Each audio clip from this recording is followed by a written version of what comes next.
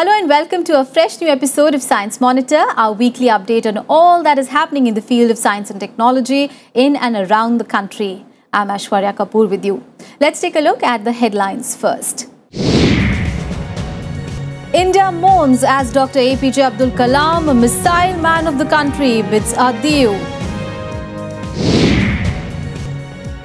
Tackling rare genetic disorders, Indian Organization for Rare Diseases dawns as a new hope. The king of spices may be a cure to diabetes. Researchers initiate study on turmeric. And in our In Focus segment today, we will try to catch a glimpse of the life and contributions of Dr. Apj Abdul Kalam. And now the news in detail. Missile Man of India, People's President. Adjectives are many to describe the personality of Dr. Apj Abdul Kalam. The leader who taught the nation to dream is no longer with us. Dr. Kalam, the best-known scientist leader of the country, passed away following a massive cardiac arrest in Shillong on 27th of July. Dr. Kalam was 83 years old.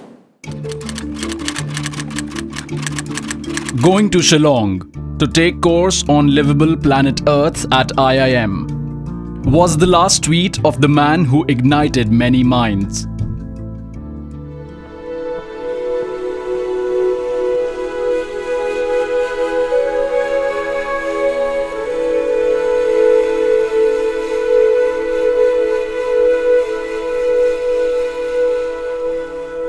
Yes, 27th July 2015. The day left the nation mourning.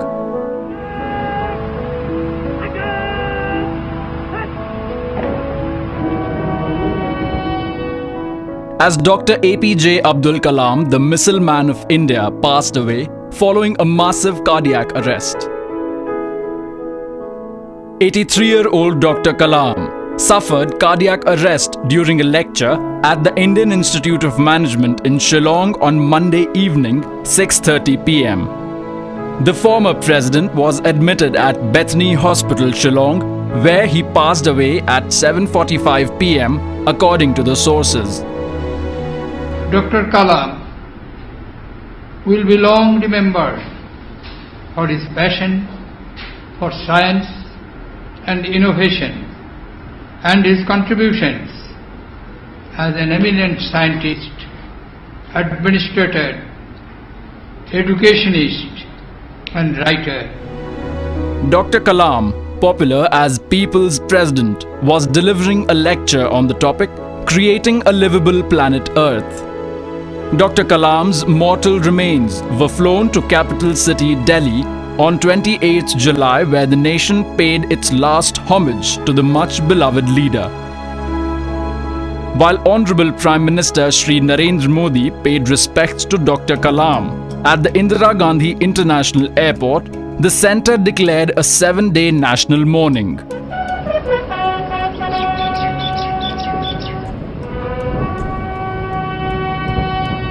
Dr. Kalam's last rites were performed in his hometown, Rameshwaram, with military honours.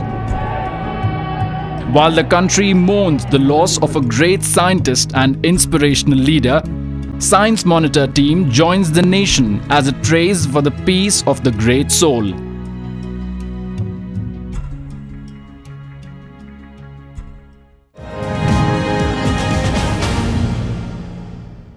While rare in occurrence, genetic disorders represent a major disease burden of the world, particularly in developing nations like India. While big pharmas hesitate in investing in these non-profitable diseases, there is a serious lack of proper diagnosis, let alone cure. Now, in a major step towards spreading awareness regarding rare genetic disorders in the country, a team of scientists and doctors have come together to form the Indian Organization for Rare Diseases. More in this report.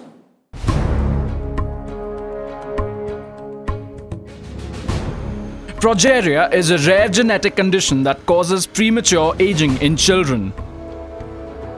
But what is less known is that there are about 7,000 rare genetic disorders like this that affect 1 in every 10,000 patients. While these diseases are classified as rare, according to statistics, 17 lakh children are born annually with various types of genetic diseases and birth defects in India alone. What makes matters worse is that while there is no cure for majority of these afflictions that result in birth defects, certain medical conditions and uncommon infectious diseases, there is also a serious lack of genetic tests available to diagnose the condition.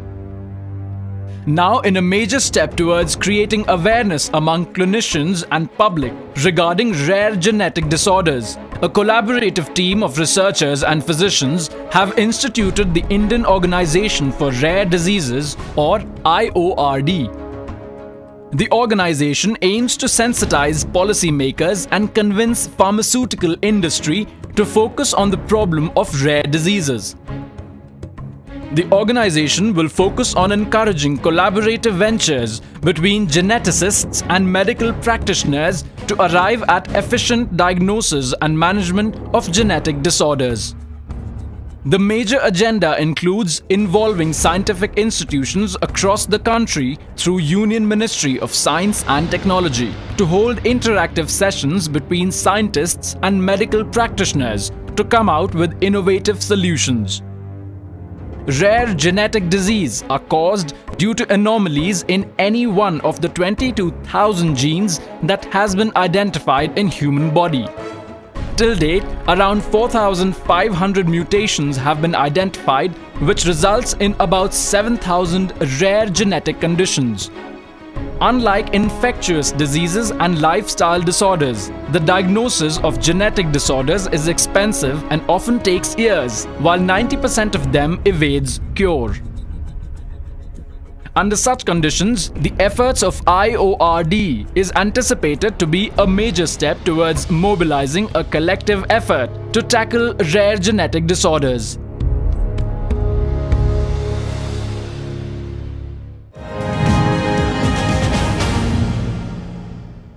Drinking it with hot milk or applying fresh paste on skin. We have been using turmeric for its therapeutic effects since time immemorial. Now, turmeric may even be the cure to one of the most common yet dangerous disorders that afflicts the world today, type 2 diabetes. Now, researchers who believe that curcumin present in turmeric may prevent and cure diabetes have already initiated a clinical trial. Let us see this report.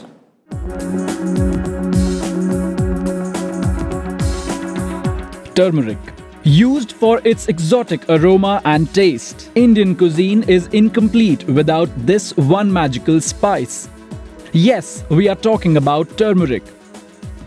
Scientifically known as Curcuma longa, turmeric has been an integral part of Indian culture for over 4,000 years. Curcumin, one of the major constituents of turmeric, is well known for its therapeutic properties like preventing and healing inflammations and ability to cure digestive, liver and skin problems. Now, health scientists believe that curcumin present in turmeric may also be a cure for type 2 diabetes. Researchers at the University of Newcastle's Nutraceuticals Research Group, led by Professor Manohar Garg, are conducting a clinical study. The study involves a randomized controlled trial in a group of people prone to develop diabetes because of impaired glucose tolerance or impaired fasting glucose and aged between 30 and 70. Researchers have divided the trial group into 4, where the first group will be given capsules containing 200 milligrams of curcumin only. The second will be given capsules with 1 gram of omega-3 fatty acids only. The third will be given both, and the fourth will serve as a control group. The study also aims to understand how the anti-inflammatory actions of curcumin and omega-3 fat work in combination to prevent type 2 diabetes and how they can be used to manage the condition. Curcumin found in turmeric and omega-3 fatty acids generally found in fishes are powerful antioxidants that destroy the harmful free radicals that damage cells and cause inflammations. The inflammations often results in conditions like type 2 diabetes by impacting insulin secretion and function. Curcumin is also known to lower the levels of two enzymes in the body that cause inflammation and stop platelets from clumping together to form blood clots. Results from the study may provide a new insight into easy and effective management of diabetes, which is fast assuming the status of a major global disease burden.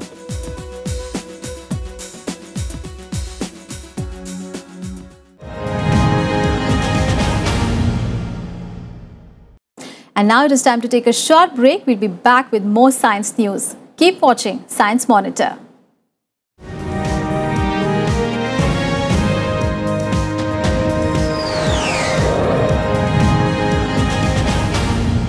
Welcome back after the break. You're watching Science Monitor. Let us now have a look at some important science and technology activities happening in India and abroad in our next segment, Science Express.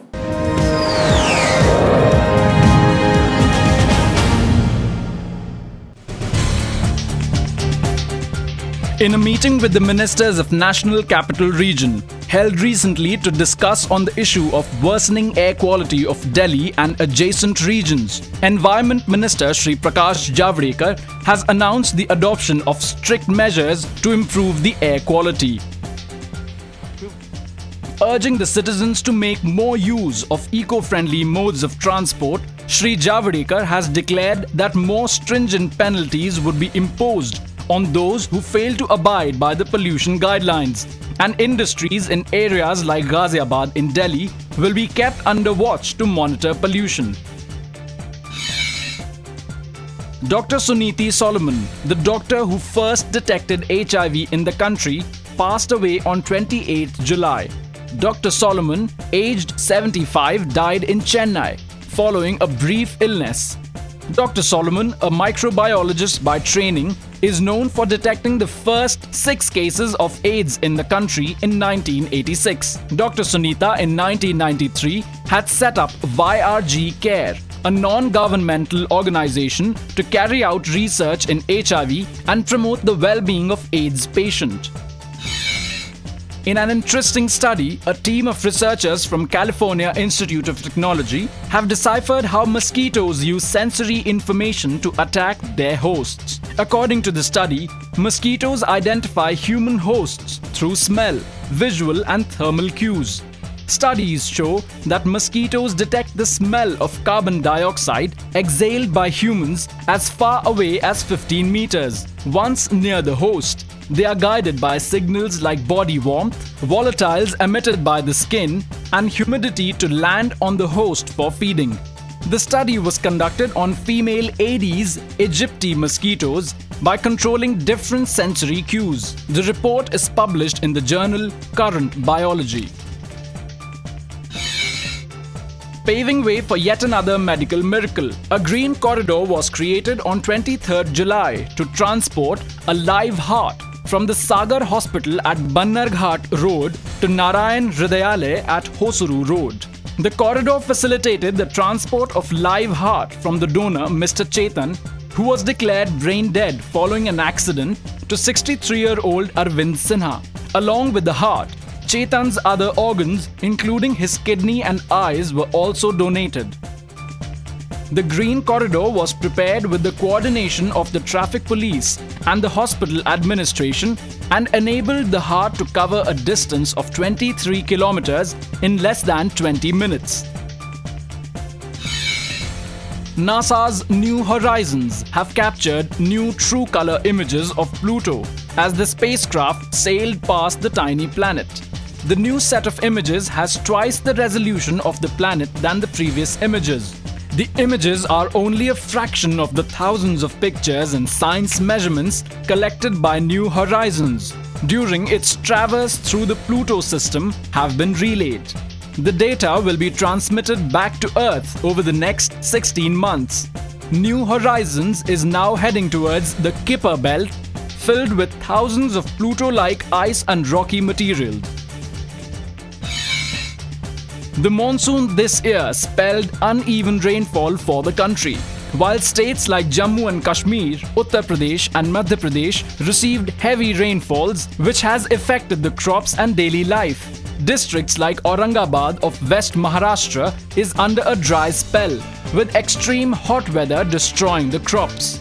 With moderate rains, monsoon brought some respite to people in western Gujarat's Vadodara city.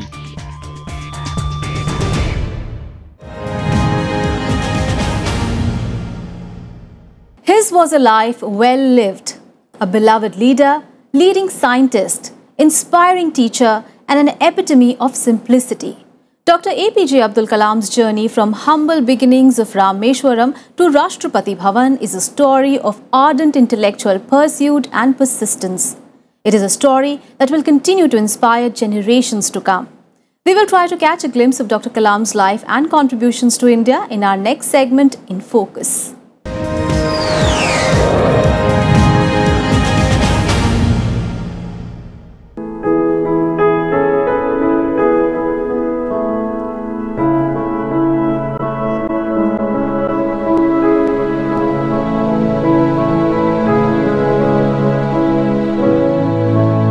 A nation mourns, for in decades is such a personality born, who can ignite many minds and inspire generations to dream. Even at 83 years, his intellect was impeccable, his simplicity endearing, and his devotion to work an example for generations to come.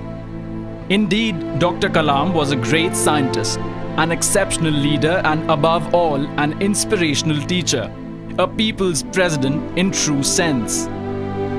From cutting-edge defense technologies and India's satellite, guided and ballistic missiles projects to healthcare and education, Dr. Apj Kalam's contributions to the nation and humankind are vast and varied. Starting his career at the Defense Research Organization in 1960 by designing a small helicopter for the Indian Army, Kalam in 1969 shifted his base to the Indian Space Research Organization, from where his intellectual journey to take India's space program to a new level began. As project director, Dr. Kalam guided the creation and launch of India's first satellite launch vehicle, SLV-3, which successfully deployed the Rohini satellite in near-Earth's orbit in July 1980. This was the feat that made India an exclusive member of the elite space club. A master of launch vehicle technologies, Dr. Kalam was the man behind the successful evolution of ISRO's Polar Satellite Launch Vehicle during the 70s. The 70s also saw Kalam directing Project Devil and Project Valiant, India's initial ventures at developing indigenous ballistic missile technology. Giving the much-needed thrust to India's self-reliance in defense systems, Dr. Kalam guided the nation's integrated guided missile development program as the chief executive. His outstanding contributions towards the successful development of Agni and Prithvi missiles earned him the title of India's Missile Man. Year 1998, Pokhran-2. As India tested its nuclear defense systems and became the world's 6th country to join the League of World's Nuclear Powers, Kalam, the Chief Project Coordinator and Chief Scientific Advisor to the Prime Minister, along with Rajagopala Chidambaram, had much to contribute.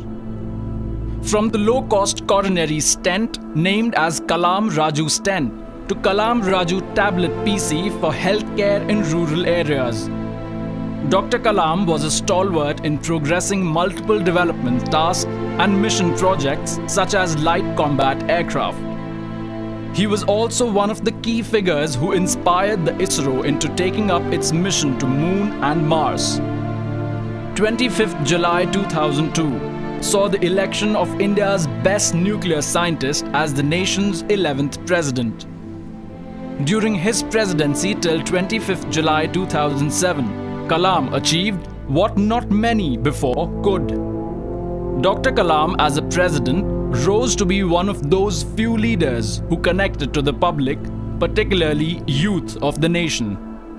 born as Avul Pakir Jainulabdin Abdul Kalam on 15th October 1931 and hailing from humble backgrounds of the coastal town Rameshwaram in Tamil Nadu, Dr. Kalam's life was a strive for scientific excellence and intellectual freedom amidst resource-limited settings. A staunch believer of improving education and promoting innovation, Dr. Kalam called out to the youth to have the courage to think differently, invent and discover the impossible.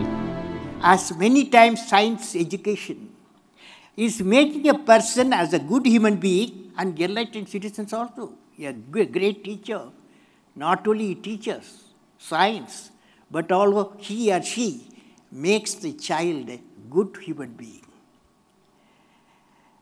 Now, whether you become an officer, a teacher, businessman or businesswoman, a soldier, engineer, doctor, scientist, or any profession, pilot, you cherish to become, the fundamental need is education.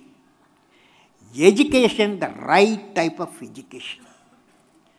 That means we learn to think. Next one, we learn to live first, then we learn to think. When we use our knowledge, will give us a new thoughts. For instance, scientists learn science to give them the ability to think differently, evolve new concepts. His numerous books, including Ignited Minds, Wings of Fire and India 2020, reflects his ideologies of excellence, innovation and hard work. Identifying 5 key areas where India has a core competence and whose development will ensure food, economic and national security, Dr. Kalam will also be remembered as the father of the What Can I Give movement. Owing to his immense contributions to science and education, the United Nations in 2010 declared Dr. Kalam's birthday, 15th October, as World's Students' Day. Switzerland celebrates 26th May as Science Day to commemorate Kalam's visit to the country. A recipient of the country's highest civilian awards, Dr. Kalam has bid adieu to us, doing what he loved best, teaching. While he has left an entire nation mourning, teachings of Dr. Kalam will remain in the heart of Indians forever.